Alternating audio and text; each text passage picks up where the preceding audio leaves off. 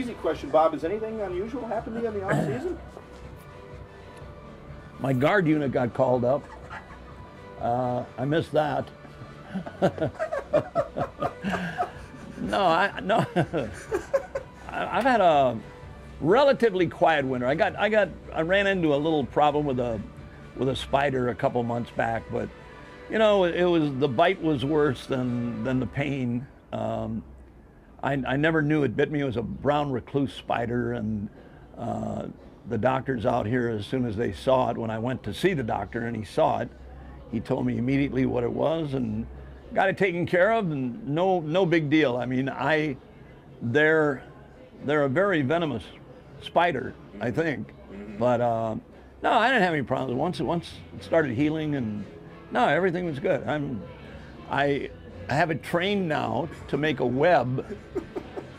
When I come in my front door, I'll always put a little something to eat in there for him, and he's become part of the family. So it's kind of a neat little thing, yeah. It was funny. I mean, what else could happen? You know, a brown recluse spider. You know, geez. He wasn't reclusive. No, he didn't. No, he didn't back off. No, he went right after me. He didn't recluse himself at all. He went right in there. Nice. So let me read this off. Spider bite, aneurysm, heart valve, cancer. Bob, you're like the $1 million man, $6 million man. You're all new, man. I wouldn't pay $6 million for me. I know that. No, I've been lucky, and we've got some great doctors at Freighter Hospital in Milwaukee. You know the thing with all those guys, Lance, they become friends. Mm-hmm. This goes back to the early 90s.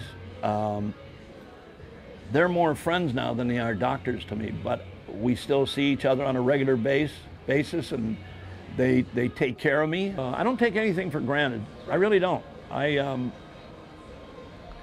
swim every day. I swim at the ballpark pretty much. We have a system there where you can swim. I don't like the players jumping in with me once in a while.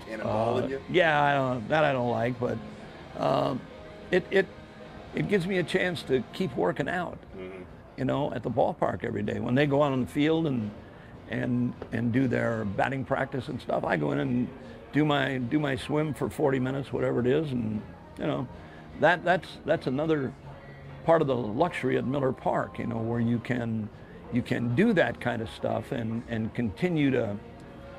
We're only around so long. I know that. I realized that a long time ago. The 2 heart surgeries back to back. I understood a long time ago that at any time, and you never know it. I've never talked to anybody who died. There's no way to know. You die. And up until that time, I mean, if we got a cooler in here and there's a fireball or a couple of bottles of beer in there, I might, you know, before I go. But it's like an old country song. It is. Prop me up by the jukebox before I die. Why not? I mean, why not?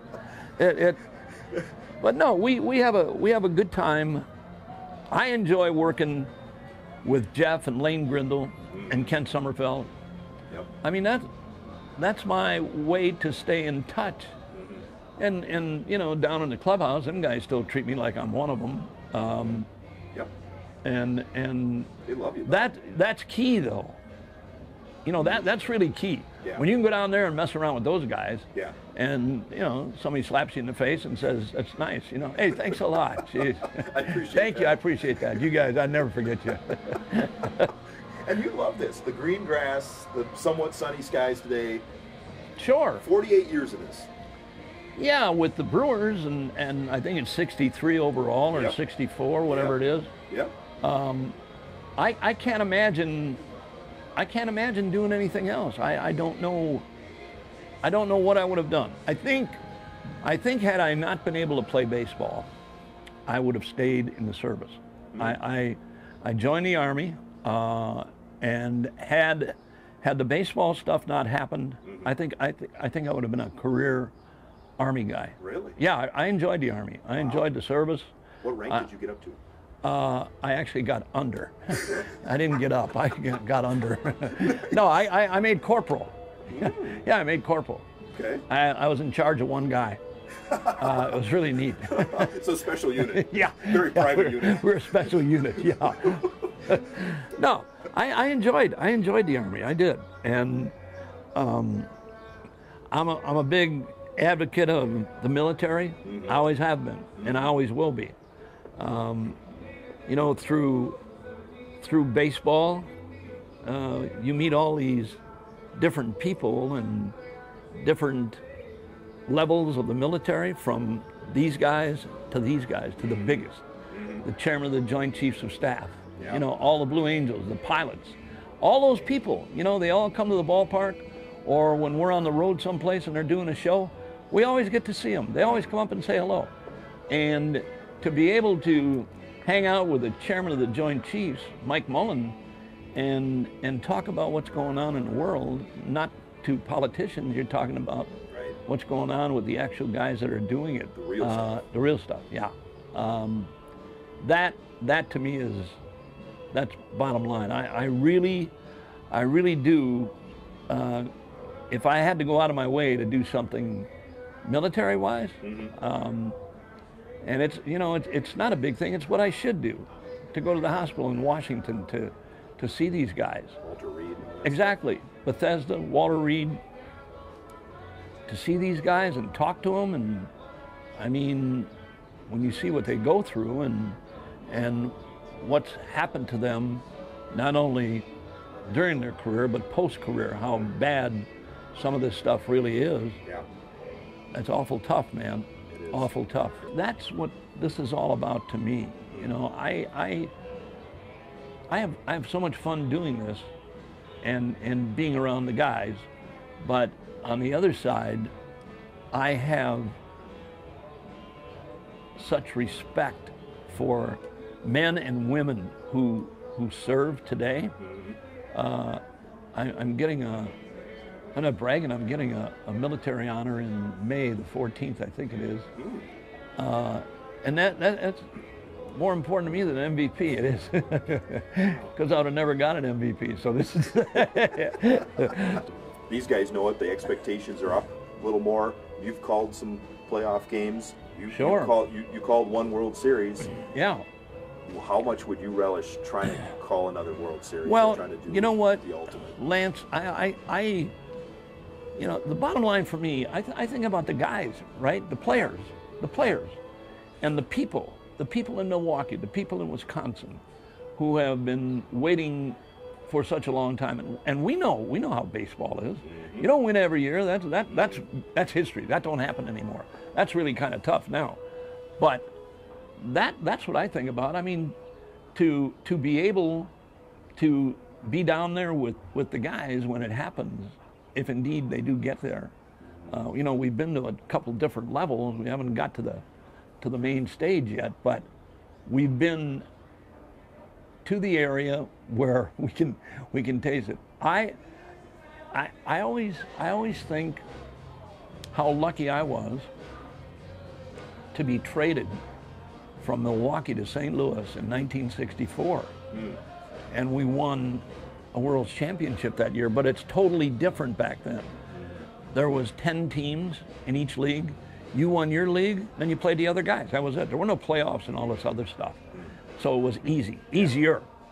But when you think about that and all the great players who haven't been to a World Series or played in a World Series, that championship, you know, that day you get the ring, I'd guarantee you there's hundreds of guys who'd take the ring over their salary or anything else anytime. And again, as I said before, for Milwaukee, for Wisconsin, Milwaukee's a great city. I don't know where else I'd want to go. I don't want to go anyplace else. Never did.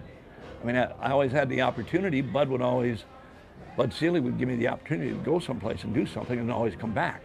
So that made it easier, where I didn't have to worry about stuff like that. But I never had thoughts about leaving Milwaukee. No way, not at all. Yeah. and people are excited to see you. I know sometimes you self-deprecating humor. You say people aren't that excited to see you, but they're excited to hear you. The voice track of summer come back because they know winter's almost over. Yeah, we're all of our guys that are up here. We're the radio guys, Jeff and Ken Sommerfeld and Lane Grindle, man. We're the radio side, and we got our own troops and Hooray for TV and all that other stuff. But I don't know, radio, people don't know nothing until you tell them. They don't know nothing. You paint the picture. That's exactly right. TV, you turn the TV on, there they are, and TV's great. But radio, in the car, wherever you are, you're outside someplace, wherever you are, you always got the radio guys, right? They're always there. And like I said before, we got a great crew. We got guys that have been here and moved on to other jobs, other teams. That makes me feel good too. It really does. The guys that have been here, exactly. Pat Hughes, yeah, all of them. Absolutely. I mean, it makes me feel good that, they had the opportunity and people thought enough of them to give them a job, and they earned it. I mean, they deserved it too.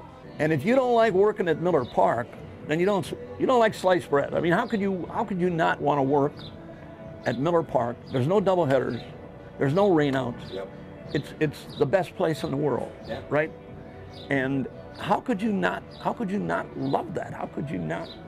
I can't wait really every day to go to the ballpark. And I get some time off now because, I mean, that's the way it is. But I can't wait. When they go on the road, I can't wait for them to come back. I really can't. Because, you break up your routine. When they go on the road, man, what do I do now? My neighbors are telling me, get out of our yard, leave our grass alone. It's bad, man. You got nothing to do.